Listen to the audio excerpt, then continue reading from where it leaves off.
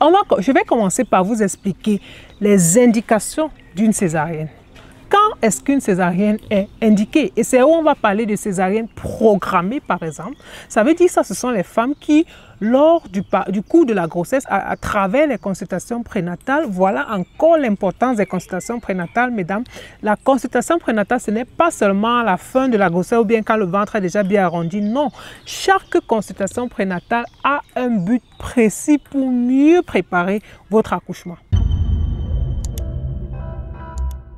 Alors, lors de ces consultations-là, si on remarque qu'il y a un motif qui fait en sorte qu'un accouchement par césarienne sera plus bénéfique pour vous et pour votre bébé, ça, c'est déjà indiqué et ça sera donc programmé.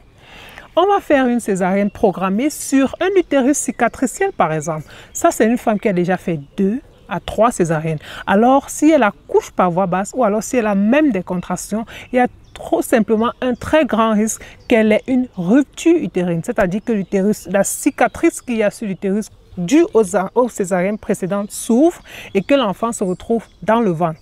Situation d'urgence. On parle aussi d'utérus cicatriciel lorsque vous avez par exemple subi une opération pour enlever un myome. Ça va dépendre de la technique chirurgicale qui avait été utilisée. D'autres indications pour une césarienne programmée sont aussi les placentas prévia.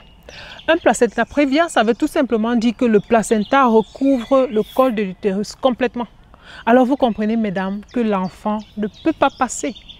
Et il peut avoir des complications telles que les hémorragies, très importantes. À côté de ça, il y a les grossesses gémellaires, les jumeaux, les triplés, les quadruplés.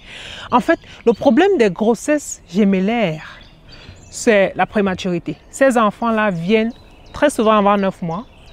Et ils ont un faible poids de naissance, ça veut dire qu'ils auront besoin d'assistance, ils ont besoin d'oxygène, il faut que les couveuses soient là. En fait, les femmes avec des grossesses gémellaires, leur accouchement doit être très bien planifié dans des centres certifiés pour cela, pour que la prise en charge soit très bien. Une femme avec une grossesse gémellaire, on n'attend pas qu'elle ait les contractions, on programme tout avant. Ce sont les grossesses à risque. Maintenant, si l'enfant est très gros, une femme qui fait 1,50 m, elle a épousé un basketteur de 2 mètres, elle a un enfant de 5 kg, le bassin il sera un peu trop étroit pour que cet enfant puisse passer.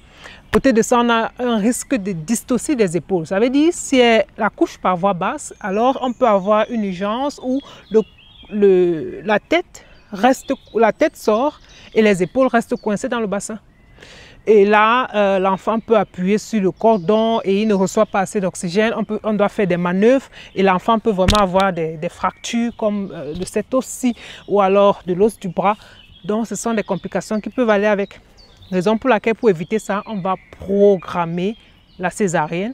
Et pour même savoir cela, on a besoin de l'échographie. Il est donc important que vous alliez aux consultations prénatales car c'est juste là qu'on pourra estimer le poids de votre bébé. Et c'est aussi lors de ces échographies, pendant les consultations prénatales, qu'on verra comment le bébé est positionné. Pour un bébé qui est en présentation de siège ou transverse, c'est quoi le problème? Quand la tête n'est pas en bas et que c'est peut-être les fesses qui sont en bas, en fait, la tête, c'est la partie la plus dure du corps de l'enfant. Alors, quand la tête passe en premier, ça élargit déjà le canal de naissance et là, le reste du corps peut passer sans problème.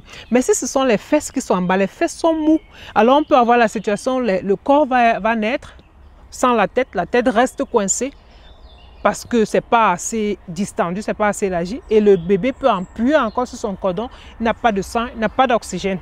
Situation d'urgence pourra avoir des complications lourdes. Et puis à côté de cela, si l'enfant est en transverse, c'est-à-dire l'enfant a la tête ici, les pieds ici, vous voyez que l'enfant est complètement perpendiculaire au bassin. Ça ne descend pas. La mécanique de l'obstétrique fait que vous ne pourrez pas accoucher comme ça. Mesdames, vous voyez un peu. Donc, il y a des situations où on sait déjà que ça ne va pas marcher. Ce n'est pas une malédiction. Dieu merci, il y a ce mode d'accouchement-là par lequel vous pourrez avoir un bébé en bonne santé. À côté de cela, il y a les infections. Une infection à VIH, par exemple, dépendamment de la charge virale, pour éviter la transmission de la mère à l'enfant, lors de l'accouchement, il pourrait être nécessaire de faire une césarienne.